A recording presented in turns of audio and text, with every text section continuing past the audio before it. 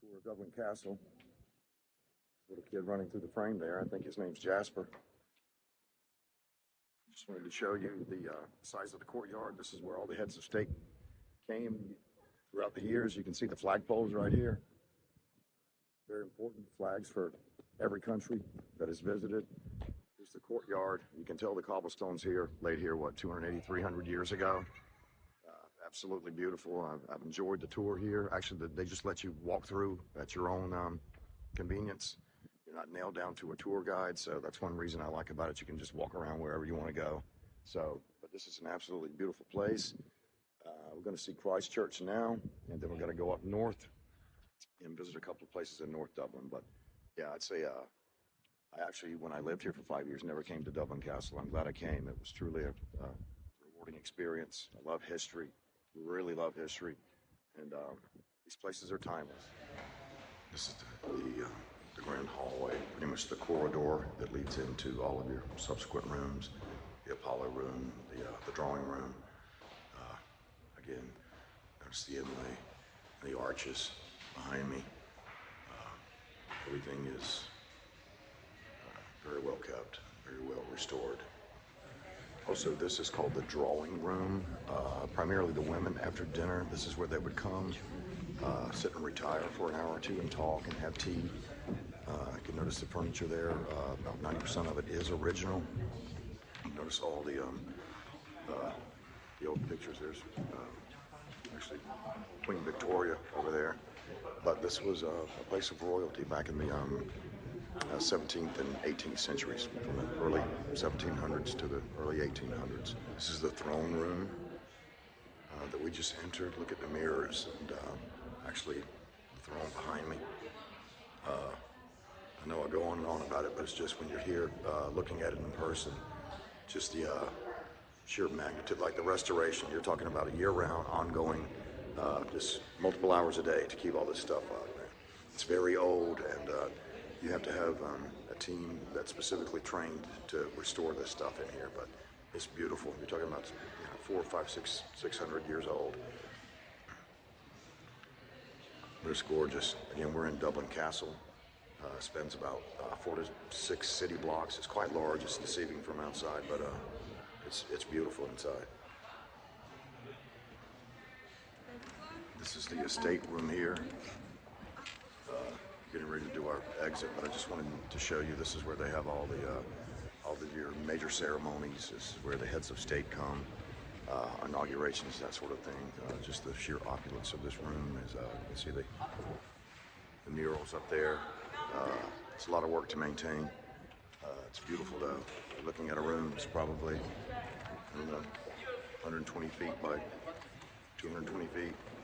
It's very large, beautiful room. Absolutely gorgeous. See all the flags up there of all the, through the ages, all the dukes and the earls and the royalty. Some of these flags are hundreds, 200 or 300 years old. Let's flip it up there so you can see real quick. But yeah, absolutely beautiful. Even the floors, and in the other room you can see with the floors, each plank was cut down from a tree and it's got hash marks in it from axes, you know. You have to take into consideration when these floors were put down 250 years ago, there was no modern technology, so just pretty much manpower and an axe. So, absolutely beautiful. And that goes for all the molding in here too. It was all custom cut years ago, a couple hundred years ago. So just the craftsmanship in here with the tools that they had at the time is amazing.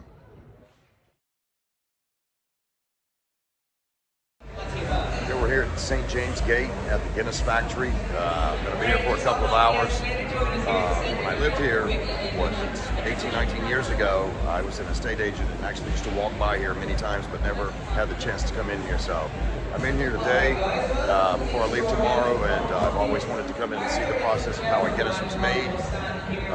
Always been intrigued. It's one of my favorite, if not my favorite beer. But here we go. There's only 4 ingredients in Guinness. It's actually not that difficult. It's barley, water, hops, and yeast.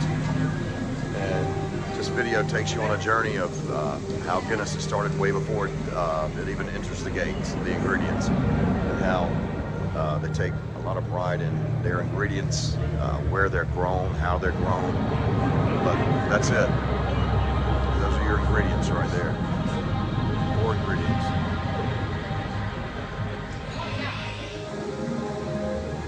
There's the barley. Very important ingredient. Actually, this is the water that comes from the Wicklow Mountains. This is what gives Guinness its distinct taste. Spring water from the Wicklow Mountains.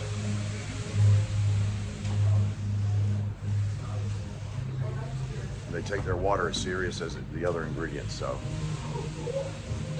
also we just covered the barley and the water. Now we're in the area where they discuss the yeast and how important it is.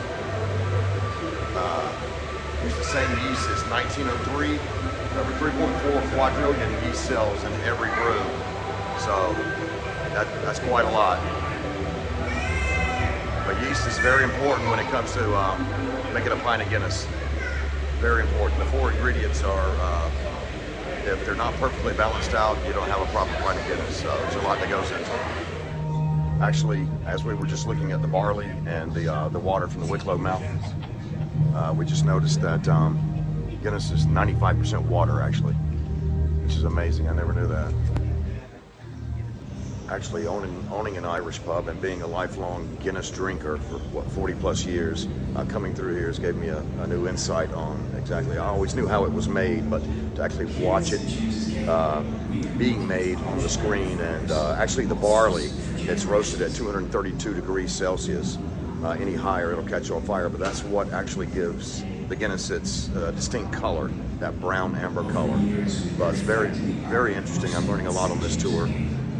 Over here you can see the triple ram pump from 1958. All these go back to the Gans Mill, 1906. All of these were some of the original equipment here in the early part of the century, 20th century, right through the 1940s and 50s. But it's very, very interesting. And actually, when you go through here, you'll see the old vats behind me. Those are the original ones from 100, 150 years ago that were used in the factory here.